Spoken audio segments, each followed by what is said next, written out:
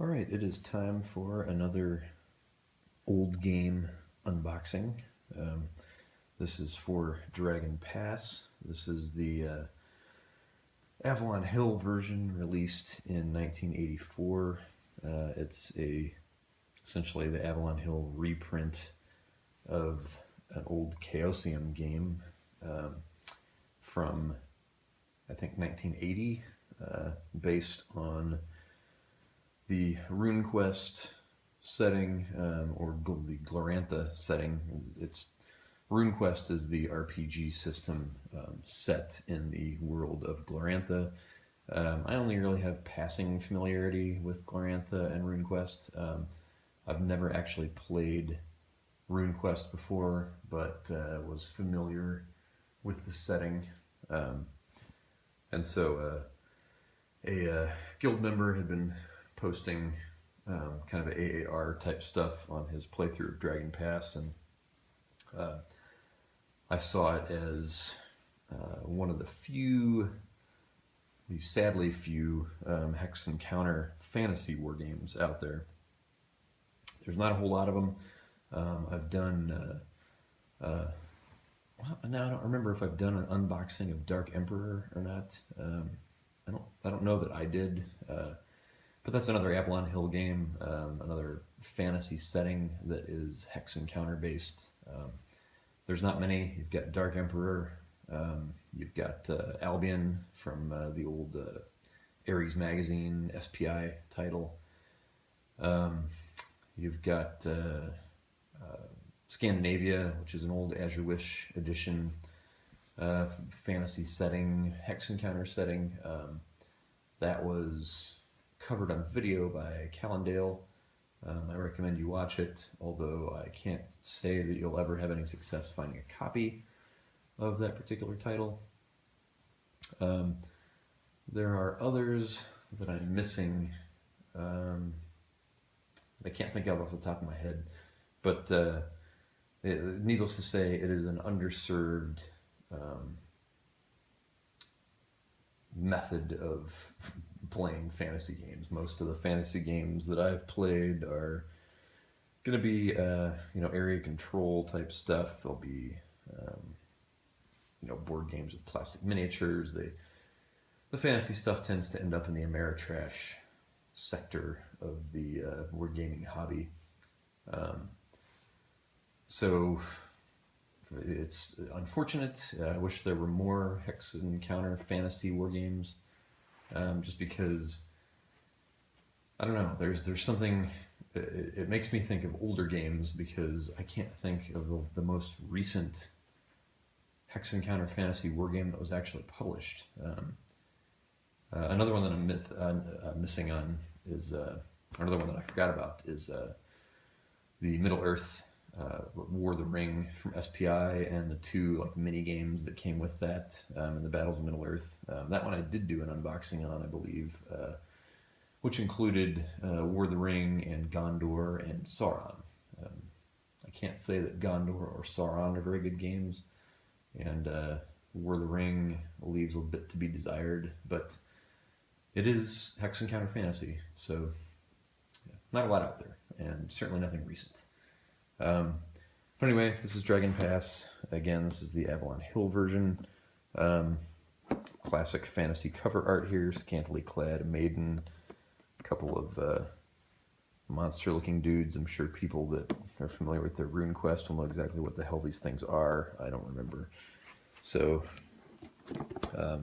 and this is the guy that did the signature I recognize. I believe he also did the Titan cover from Avalon Hill, which I believe also did an unboxing of. For these old games, I tend to do unboxings if they're unpunched copies. That's probably why I didn't do an unboxing of Dark Emperor. But here we go on the back, standard Avalon Hill back, just wall of text. No significant information beyond that, except for the one picture. And you get your Avalon Hill title there. It does mention the fact Dragon Pass first produced as White Bear Red Moon, but I don't know if that was the title of it in the old Chaosium version. My recollection of the Chaosium box is that it still is called Dragon Pass, but maybe there was an earlier version than that even. I don't know. This box is in pretty decent shape, shows a little age, a little shelf wear, but the game inside is pretty minty. We'll unfold the board shortly. Single player aid card. Seems a little skimpy for Avalon Hill, but you know, so some of these older Avalon Hill games you never really knew what you were going to get component-wise, except for a mounted board, because they all had mounted boards. But, you know, typical player aid card, good heavy card stock, fairly classic for Avalon Hill at the time. Ooh, that's a nice, lengthy random events table. Gotta like that. Richard Bergian type effect there. Avalon Hill Rulebook, 36 pages. And the last page is your sequence of play and an advertisement for the General magazine. Classic Avalon Hill magazine. This actually says 83, but the box says 84, so I'm going to guess it came out in early 84. 1083, I would guess. This was written in October. But inside, it's fairly typical Avalon Hill layout. And I don't know... the design credited to Corbett and Stafford, who are the original designers of the Glorantha and Runequest setting. Well, at least I know Greg Stafford, I believe, was the original creator of the Glorantha setting. Maybe, I don't know if Robert Corbett came along to do the Runequest side of things. Again, I'm not super up to speed on my Runequest history. So yeah, talking about that. Fairly typical Avalon Hill rules, tiny little text. It does have case numbers, but unlike the SPI stuff, it's not 3 columns, but only 2. And you've got some epic illustrations there. Pretty sweet.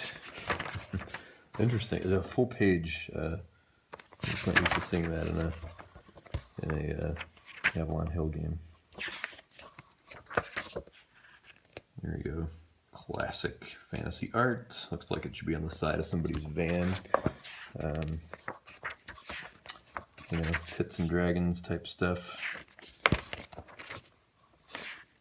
White Bear, Red Moon. It's probably original. Gotta have the map.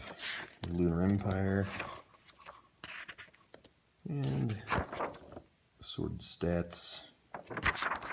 Some more artwork. Cool.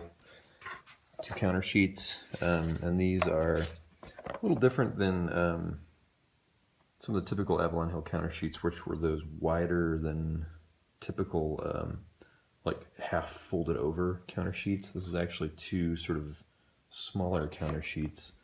Nothing's folded over. You can see though, oh, the matte finish counters, gotta love that. But boy, that's a terrible die cutting job. Most of these, it's not too up here. You've got some that are sort of cut off here, you know, and just way crooked, just awful early 80s die cutting. At least the backs are lined properly, it looks like. Oops, almost punched some out there. It's alright, I'll be punching them out. Punching and clipping them shortly. But colorful. A little more colorful than your average SPI counter sheet from that early 80s period.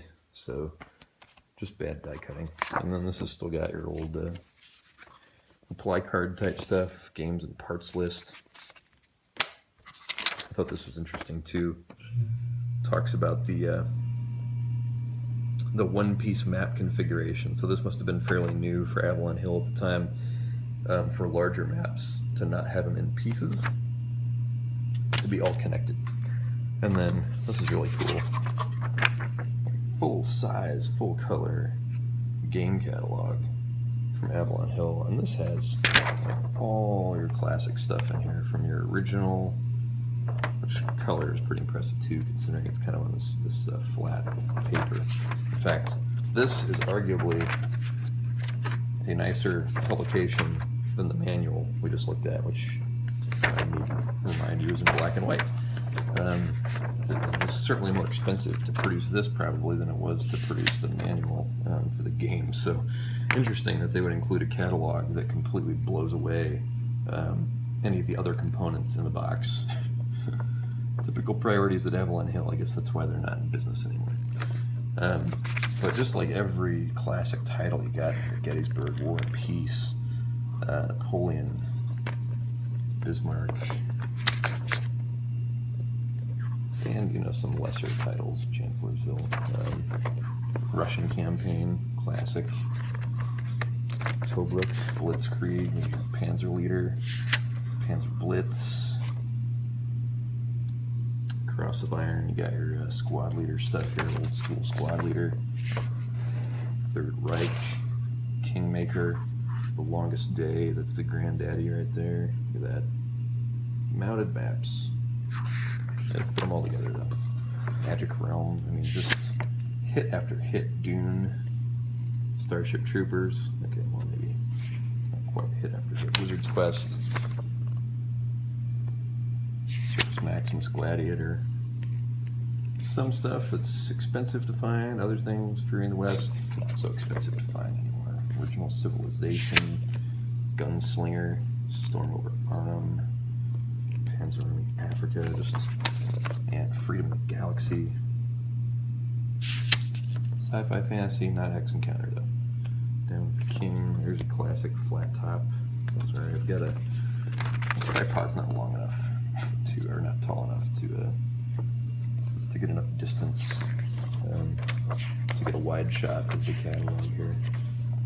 But, and then this gets into some of their, you know, the sports games, which I never played, but like Status Pro Baseball and stuff, very still very beloved in the gaming community. So, and then they're what they refer to as microcomputer games. Newfangled. All right, put the board out here. If I can unfold it properly. These Avalon Hill boards from this era. Kind of a puzzle to get laid out. And this one's going to take some work. It is not exactly, and I remember this with the, it's not going to lay flat. It's going to take some work to get it flat, but look at the colors. Seriously awesome. And hand-drawn artwork. Look at that stuff. Awesome mountains, cities. Got all the stuff described, all the different parts of the Lunar Empire there labeled, and then kind of like turn track type stuff there in the distance. Just really, really awesome artwork. But the board had the same problems that that I've had with my copy of Conquistador, the Avalon Hill printing of that, which was the same type of kind of like crappier board than a typical Avalon Hill, which is usually a little flatter with better creases or not quite so tight creases on it. So this one, like the Conquistador board I have, is going to take some work to get it unwarped, and even then I'll most likely have to put some plexi over it to hold it in place. So anyway, just a look at a pretty classic and kind of hard to find these days Hex Encounter Fantasy, old school Hex Encounter Fantasy title, Dragon Pass from Avalon Hill.